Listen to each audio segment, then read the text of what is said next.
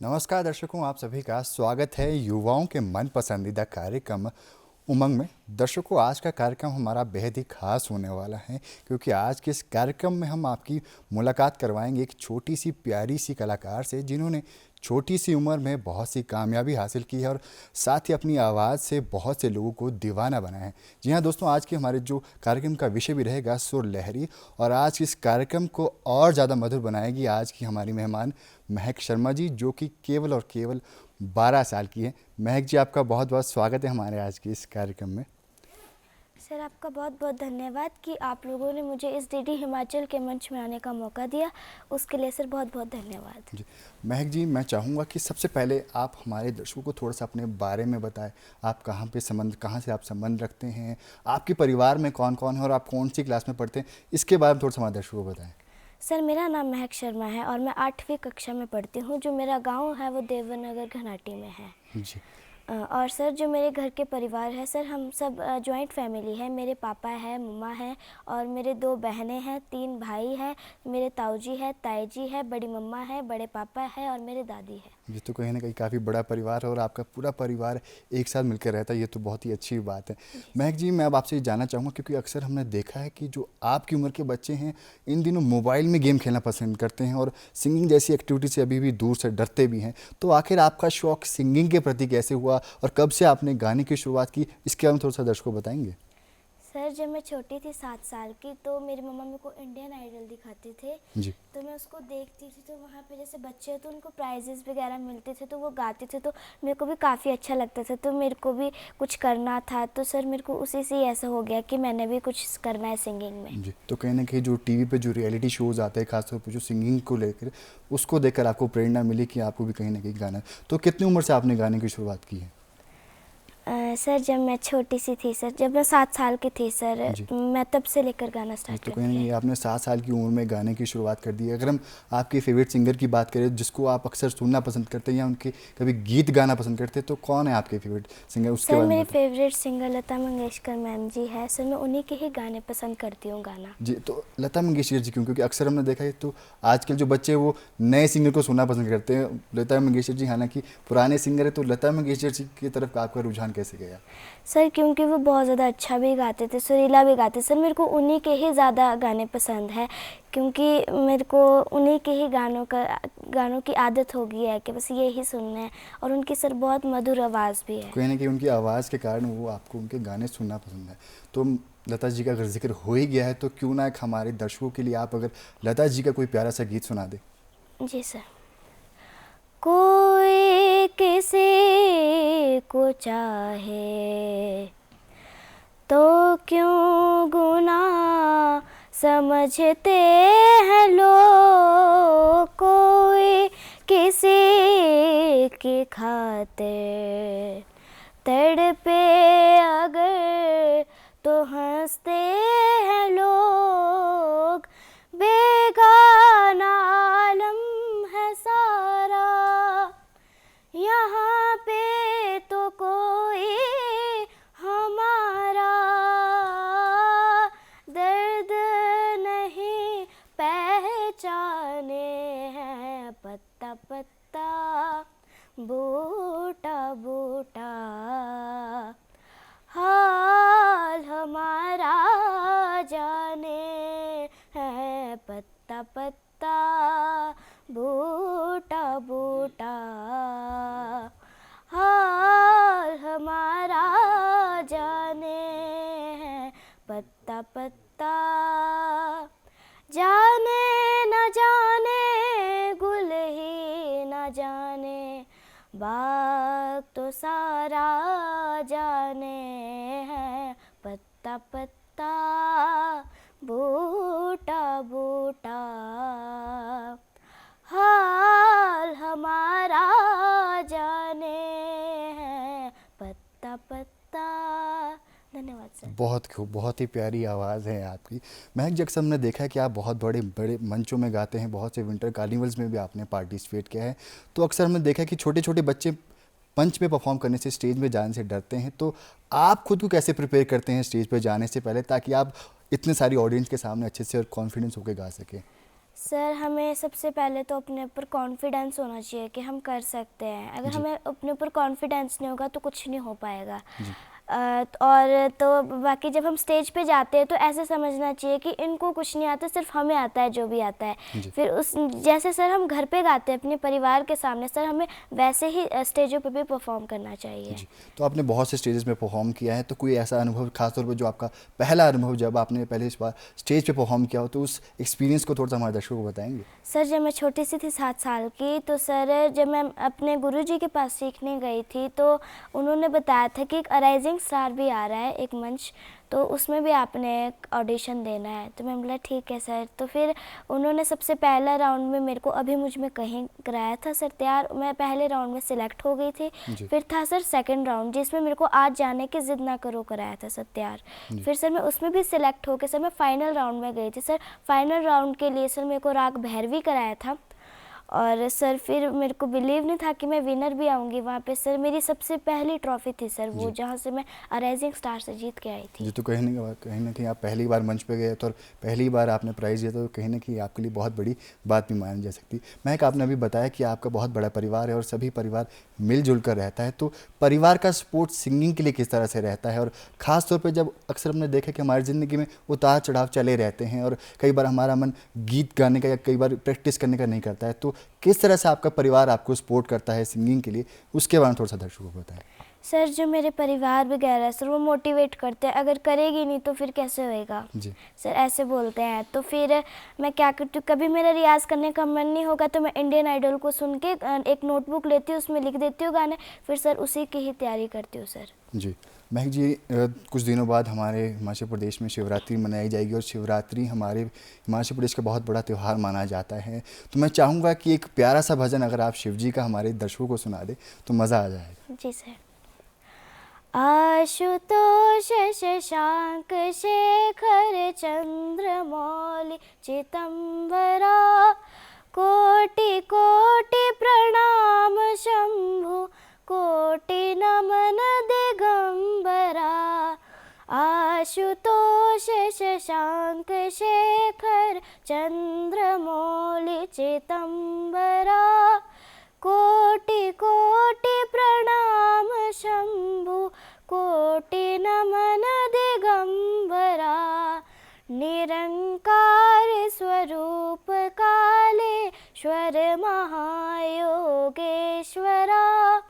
दयानिधि दानेश्वरा, जय जटाधर अभयंकरा। निरंकार स्वरूप कालेश्वर महायोगेश्वरा, दयानिधि दानेश्वरा, जय जटाधर अभयंकरा। बहुत ही खूब, बहुत ही प्यारा भजन आपने हमारे दर्शकों को सुनाया। मैं अब ये चाहूँगा कि आप हमारे दर्शकों को थोड़ा सा अपने संगीत करियर के बारे में बताएं, कहाँ से आप क्लासेस लेते हैं और किस तरह का आपका रियाज रहता है, उसके बारे में थोड़ा सा हमारे दर्शकों को बताएं। सर जो मेरे गुरुजी है डॉक्टर मनोज गंधर्व जी, जी। सर उनकी एक एकेडमी है Vedas musical academy Totu Shimla. Sir मैं वहीं पे ही सीखती हूँ सर, मैं वहीं से ही संगीत की शिक्षा प्राप्त कर रही हूँ। जी। तो आपने बताया कि आप कहाँ से आप संगीत सीखते हैं, तो कभी आपको खुद को भी मौका मिलता है किसी और को सिखाने का? क्या पता कभी आपके दोस्त कहते हो या कभी आपका कोई परिवार का सदस्य आपको रिक्वेस्ट करता हो कि हमें भी गीत सुना दीजिए या हमें भी गाना सिखा दीजिए, तो क्या भी आपको सिखाने का भी मौका मिलता है? सर जो मेरे परिवार में सर उनको मिलता है सर, मेरी बहनें भी सर, भाई भी, सबको सर कभी बोलते ना कि तू सुना, हम तेरे पीछे गाएंगे। तो किस तरह से आप सिखाते हैं सर कि मतलब अलंकार की तरह, फिर कभी बोलते हैं कि अलंकारिक गाने सुना कुछ, हम वही गाएंगे। तो सर उनको फिर गाना सुना देती हूँ सर। और बाकी जो सर स्कूल के फ्रेंड्स हैं वो भी बोलते हैं कि महक एक गाना सुना दे, तो सर मैं उनको सुना देती हूँ, फिर वो भी गाते हैं साथ साथ। हमने अक्सर देखा कि एक संगीतकार के लिए एक इंस्ट्रूमेंट बजाना बड़ा अनिवार्य या बड़ा फ़ायदेमंद हो सकता है, तो मैं चाहूँगा कि आप हमारे दर्शकों को बताएं आप कौन सा इंस्ट्रूमेंट बजाते हैं और आखिर आपको वो इंस्ट्रूमेंट क्यों बजाना पसंद है, इसके बारे में थोड़ा सा दर्शकों को बताएं। सर मैं हारमोनियम बजाती हूँ सर। हारमोनियम इसलिए बजाती हूँ क्योंकि जैसे हमने सारे गामा पाधा निसा करना होता है, तो अगर सर हमको उस चीज़ की नॉलेज होगी हम तभी उसमें भी बजा पाएंगे। ऐसे तो हम अपने से हर कुछ बजा देंगे पर वो उस चीज़ का फ़ायदा थोड़ी ना है। जो चीज़ हमने सीखी है वो हमें इंस्ट्रूमेंट में निकालनी चाहिए। जी। तो कहीं ना कहीं रियाज़ करने के लिए किसी न किसी एक इंस्ट्रूमेंट का बजाना अनिवार्य है या फ़ायदेमंद भी हो सकता है। Yes. मैं एक सबने सुना है कि आप सिंगिंग के साथ साथ डांस भी करते हैं, एक्टिंग भी करते हैं, तो मैं चाहूँगा कि आप हमारे दर्शकों को अपने फेवरेट एक्टर के बारे में बताएं। और हमने ये भी सुना है कि आप मिमिक्री भी करते हैं, तो थोड़ा बहुत अगर आप मिमिक्री करके भी दिखा देंगे तो हमारे दर्शकों के लिए ये भी अच्छा होगा। सर मैं मिमिक्री करती हूँ। मेरे फेवरेट एक्टर है डोरेमोन, नोबिता और शिजुका। सर इन तीनों के करूँगी। जी। डोरेमोन, अरे अरे नोबिता, ये क्या कर रहे हो? अरे देता हूँ, गैजेट देता हूँ, इतना क्यों हिचकिचा रहे हो? नोबिता, हाँ डोरेमोन, मुझे जल्दी दो ना, मुझे गैजेट दो ना, मुझे गैजेट दो ना। फिर से शिजुका, जी। नोबिता, मैंने तुम्हारे लिए कुकीज़ बनाए हैं, जितने भी तुम्हारे दोस्त हैं तुम उन सबको बुलाना, मेरी मम्मी ने आज मेरे घर में पार्टी रखी है। ठीक है ठीक है ठीक है शिजुका, मैं जल्दी ही आऊँगा अभी अभी। तो कहीं ना कहीं आप सिंगर के साथ साथ अच्छी मिमिक्री भी करते हैं और बहुत ही हूबहू सी या सिमिलर सी आवाज़ आप सारे कार्टून की भी निकालती, तो बहुत ही अच्छी बात है।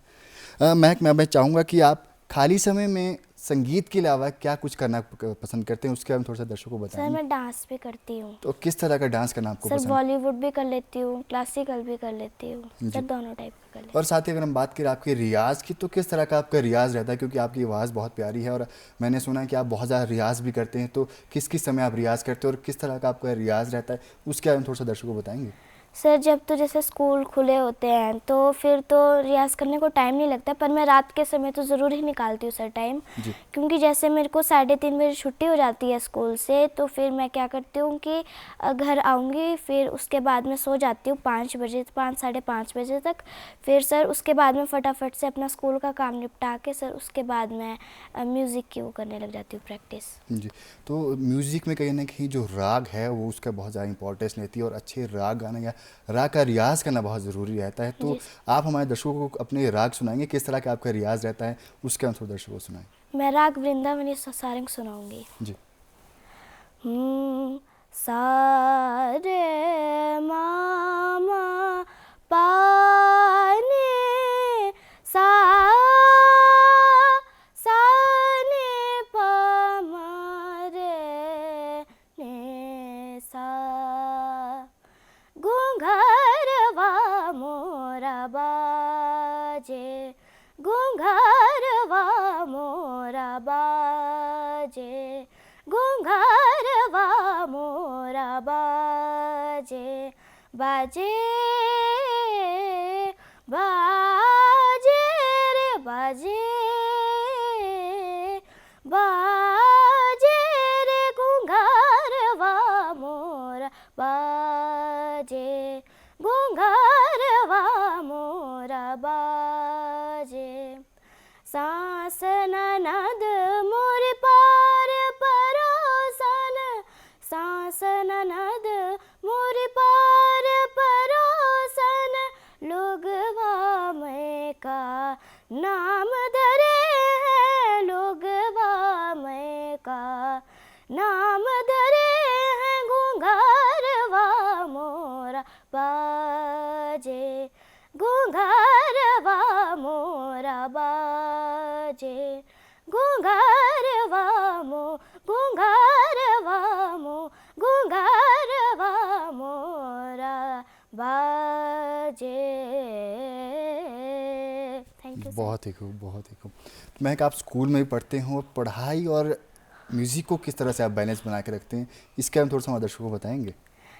सर जब मतलब जब स्कूल खुलते हैं तो जब मैं स्कूल जाती हूँ तो मतलब आधा काम तो मैं स्कूल में ही कर लेती हूँ कि जो घर में ज़्यादा बर्डन ना पड़े। तो फिर जब थोड़ा सा काम बचता है तो फिर मैं वो घर आके पूरा करके फिर सर उसके बाद ही मैं रियाज़ करती हूँ। पहले मैं सर स्कूल का काम कर लेती हूँ क्योंकि सर पेपर भी आते हैं, फिर उसका भी तो पढ़ना होता है जी। सर। तो कहीं ना कहीं आप बैलेंस बना के रखते हैं ताकि पढ़ाई भी आपके समय पर हो जाए और आपको रियाज़ करने के लिए भी समय मिल जाए। संगीत के अलावा आपको पढ़ाई में और कौन सा विषय पढ़ना पसंद है, उसका हम थोड़ा सा दर्शकों को बताएंगे आप। संगीत के अलावा सर मेरे को संस्कृत पसंद है। संस्कृत तो अक्सर मैंने देखा कि छोटे बच्चे डरते हैं या पढ़ने से झिझकते हैं, तो आपको संस्कृत आखिर क्यों पढ़ना पसंद है? सर अच्छी लगती है सर संस्कृत, और उनके जो टीचर है सर संस्कृत के जो हमारे टीचर है सर, हमारे टीचर का नाम है पवन सर। सर वो बहुत ही अच्छा पढ़ाते हैं। अगर कोई चीज़ नहीं आ रही होती है तो वो बोलते 50 बार पूछोगे तो 50 बार बताऊँगा। और सर जो कंप्यूटर के सर है सर वो भी मेरे को बहुत अच्छे लगते हैं सर, गौरव सर, वो कंप्यूटर पढ़ाते हैं। जी। सर वो भी बहुत अच्छा पढ़ाते हैं। जी, तो कहीं ना कहीं आपके जो टीचर्स अच्छे हैं इसीलिए आपको पढ़ने का ज़्यादा मज़ा आता है। हमने देखा है कि म्यूज़िक को जो सीखता है, जो म्यूज़िक का स्टूडेंट होता है, वो खाने से बड़ा परहेज़ करता है। तो आप भी क्या कुछ खाने का परहेज़ करते हैं? क्योंकि छोटे बच्चे तो खाने का परहेज़ नहीं करते, तो किस तरह का आप अवॉइड करते हैं खाना? सर मीठा तो बिल्कुल नहीं खाती हूँ सर, जी। ठंडा कभी के बार अगर हो जाए तो, वरना ऐसे कुछ नहीं। ऐसे ना मैं तली हुई चीज़ें खाती हूँ सर, उससे भी गले पे बहुत ज़्यादा इफ़ेक्ट पड़ता है। बस सर इतना ही हूँ तो करती हूँ। अच्छा, मीठा और जो तला हुआ खाना है उसको आप अवॉइड करते हैं ताकि आपका जो गला है वो ठीक रह सके। जी सर। महक, हमने सुना कि आपने बहुत सी अचीवमेंट्स हासिल किए, तो मैं चाहूँगा कि थोड़ा सा आप अपने अचीवमेंट्स के बारे में, उन अनुभव के बारे में बताएं कि किस किस तरह की जो आपने अचीवमेंट हासिल किए, उसके हम थोड़ा दर्शकों को बताएं। सर मैं मध्य प्रदेश भी गई थी, वहाँ पे सर मेरे गुरुजी भी गए थे, और जो सर मेरे को वहाँ के लिए अचीवमेंट मिली थी सर मध्य प्रदेश के लिए, वो सर मुझे मित्तू ग्रोवर मैम के थ्रू मिली थी। जी। सर फिर वहाँ पे परफॉर्म किया था सर, वहाँ पे मेरा सिल्वर मेडलिस्ट आया था, पर मैंने फिर उस टाइम भी मेरे को बहुत दुख हुआ था कि सिल्वर क्यों आया, मेरे को गोल्ड चाहिए था, पर मैंने उस लायक गाया भी नहीं था जो मेरे को गोल्ड मिले। फिर उसके बाद मेरा नेपाल में था, फिर उसके लिए मेरे गुरुजी ने मेरे को बहुत प्रैक्टिस कराई, हद से ज़्यादा प्रैक्टिस कराई, और वहाँ के लिए मेरे को सेमी क्लासिकल तैयार कराया, कुहू कुहू बोले कोयलिया। सर वहाँ पे गाया, और सर बिलीव नहीं था कि आऊँगी भी फर्स्ट, पर वहाँ पे सर मैं विनर रही सर, वहाँ की गोल्ड जी, मेडलिस्ट। तो कहीं ना कहीं आप हिमाचल के बाहर भी बहुत जगह परफॉर्म करने गए, तो किस तरह का अनुभव सा रहता है और किस तरह की जो ऑडियंस है आपको देखने के लिए मिलती है, उस अनुभव और इस एक्सपीरियंस के बारे में थोड़ा सा बताएंगे आप? सर अच्छा लगता है अगर कोई मेरे को ऐसे बोलता है कि तू कर सकती है, बहुत अच्छा गा रही है, जी। तू हमारे को भी सुना दे सर। मतलब कि मैं एक बार गाऊँ ना तो ऐसे बोलते हैं तू और सुना, हमारे को मज़ा आ रहा है, सुनाती रहेगी तो हमारे दिल को छू जाती है वो गाना वगैरह, तो सर ऐसे करके बोलते हैं मेरे को सब के सब। महक जी, आप पुराने गाना ज़्यादा सुनना और सुनना ज़्यादा पसंद करते हैं, इसका क्या कारण है? सर पुराने गाने मेरे को बहुत ही ज़्यादा पसंद है, पता नहीं क्यों पसंद है, क्योंकि जो ये आजकल के मतलब ऐसे चलते हैं ना, रिमिक्स चलते हैं जी जी मतलब जी। कि, तो ये चीज़ तो मेरे उसमें को कहीं ना इतने कहीं ज़्यादा छेड़छाड़ भी पसंद। हो जाती है जी, और इतने ज़्यादा पसंद नहीं सर, कानों में चुभने लग जाती है। और जो तो सर लता मंगेशकर मैम है सर, वो उनका तो बहुत ही अच्छा है सर, उनके ज़्यादा गाने सुनती जी। हूँ। महक जी, पुराने गीतों का जिक्र हुआ ही है और हम लोग भी पुराने ही हैं, तो क्यों ना एक प्यारा सा पुराना सा गीत अगर आप हमारे ऑडियंस के लिए सुना दें। सर मैं आपको सेमी क्लासिकल सुनाती हूँ जो मैंने नेपाल में गाया था, जी। कुहू कुहू बोले कोयलिया। आ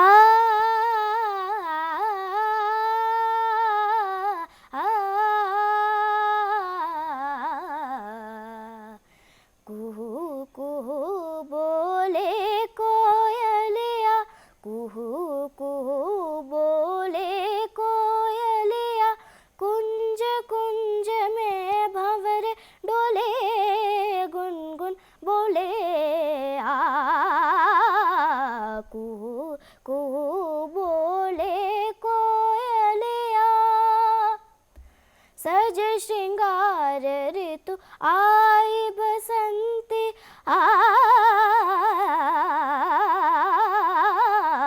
जैसे नार कोई हो रसवंती। सनि धम धनि सा गम गम धनि सा रे सा रे सनि सा रे सनि सा रे सनि धनि धनि धनि मध मध गरे गम धनि सज श्रृंगार ऋतु आई बसंती, जैसे नार कोई हो रसवंती।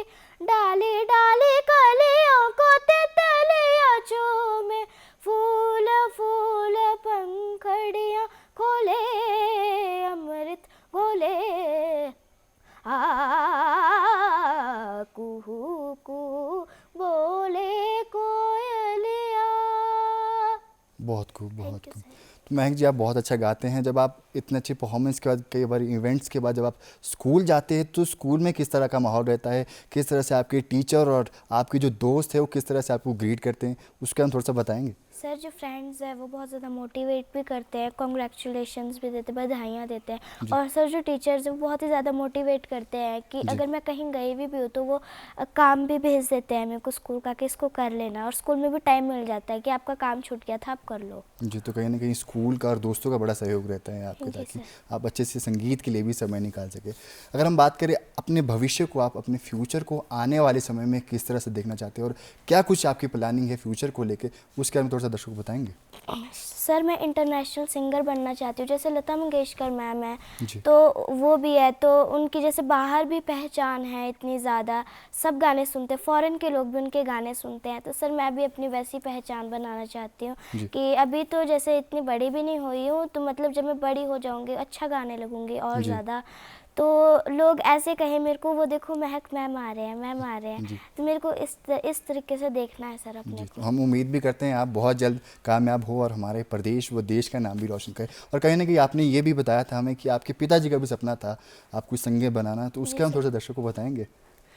सर मेरे पापा का सपना था कि मैंने संगीतकार बनना है, सिंगर बनना है, पर वो किसी वजह से नहीं कर पाए थे क्योंकि उनकी जॉब लग गई थी कैंटोनमेंट बोर्ड में। जी। तो सर वो नहीं कर पाए थे, तो मैं उस सपने को अपने मम्मा पापा के सपने को पूरा करना चाहती हूँ सर। जी, मैं हमने देखा है कि आप हिमाचल की संस्कृति और लोकगीतों को भी आगे ले जाने का प्रयास करते हैं, और अक्सर हमने देखा है कि जो हमारी उम्र के जो छोटे बच्चे हैं उसको सुनना ना पसंद करते हैं, पर आप एक प्रयास कर रहे हैं हमारी संस्कृति को बचाने का और ख़ास तौर पे पहाड़ी गीतों का। तो मैं चाहूँगा क्यों ना एक प्यारा सा पहाड़ी गीत अगर आप हमारे दर्शकों को सुनाएं।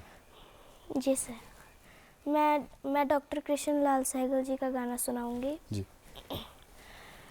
फूले करोला फूल टू फूले बठिया पलाशो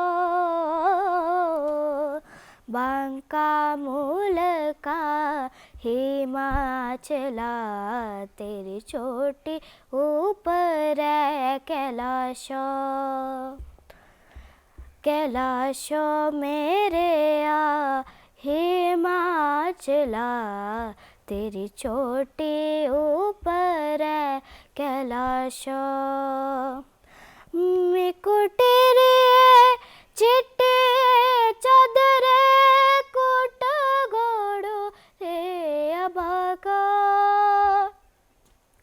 इकुटी रे चिट्टी चादर कोट गोड़ो रे अबाका शिमले रे आ जाखुआ मेरे आ तांदा बेदिलड़ू लगा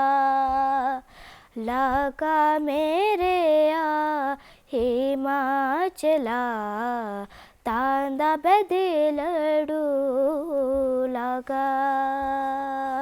बहुत ही खूब, बहुत ही प्यारा आपने गीत हमारे दर्शकों को सुनाया।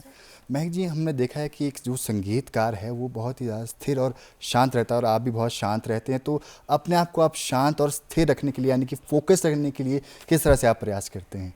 सर ऐसे तो मैं शरारती भी बहुत हूँ, पर जब हम लोगों के बीच जाते हैं तो हमें ऐसे अच्छे से रहना चाहिए, क्योंकि इससे हमारे मम्मा पापा की पहचान होती है कि ये इसके बच्चे हैं। जी। अगर हम मतलब बिहेवियर हमारा अच्छा नहीं होगा, बहुत गंदे तरीके से लोगों से बात करेंगे, तो वो बोलेंगे देखो इनकी बेटी है कैसे बात करती है, बात करने की तमीज़ भी नहीं है, तो फिर ऐसे बोलते हैं। इसलिए सर हमें मतलब कि अच्छे से रहना चाहिए जब लोगों के बीच जा रहे हैं। घर का कोई चक्कर नहीं है, कुछ भी हो। जी, तो कहीं ना कहीं आप प्रयास करें, अगर आप बाहर जा रहे हैं तो शांत और फोकस करके रहें।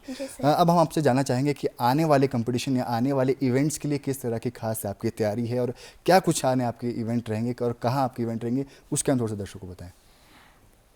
सर मेरे को ज़्यादा तो बाहर ही पसंद है परफॉर्म करना, और सर अभी मैं इंडियन आइडल की तैयारियां भी कर रही हूँ, क्योंकि सर इंडियन आइडल जाना है, सर सपना है इंडियन आइडल जाने का। जी। तो सर मैं वहाँ की तैयारियां कर रही हूँ सर आजकल गानों की। जी, तो किस तरह की विशेष तैयारियां रहती है आपकी? सर क्लासिकल रहती है, सेमी क्लासिकल रहती है, बॉलीवुड रहती है, गज़ल रहती है, सर सब तरीके की चीज़ें रहती है। जी, तो अक्सर मैंने देखा कि आपकी उम्र के बच्चों के जो पेरेंट्स हैं वो मना करते हैं बच्चों को कि केवल पढ़ाई पर ध्यान दें, तो उन सभी बच्चों के लिए क्या कुछ संदेश देना चाहेंगे आप? सर वैसे तो एडुकेशन भी बहुत ज़रूरी है, पर जो हमारा मतलब कि सपना है, जो हम करना चाहते हैं लाइफ में, उसे हमें ज़्यादा फोकस देना चाहिए। पढ़ाई भी करो, एडुकेशन बहुत ज़रूरी है, पर जो हमारा सपना है उसको भी पूरा करो, साथ साथ दोनों चीज़ें बहुत ज़्यादा ज़रूरी होती है। कहीं ना कहीं पढ़ाई के साथ साथ अपने सपनों को भी पूरा करना ज़रूरी है। तो महक जी, हम अपने कार्यक्रम के अंतिम पड़ाव में आ चुके हैं, और सच में हमारा मन नहीं कर रहा है इस कार्यक्रम से विदा लेने का, और हमारा मन कर रहा है कि सारा दिन आपको यूं ही सुनते रहे, पर समय का अभाव है। तो दर्शकों, आपसे फिर मुलाकात होगी एक नए मेहमान के साथ। तब तक के लिए जय हिंद, जय हिमाचल।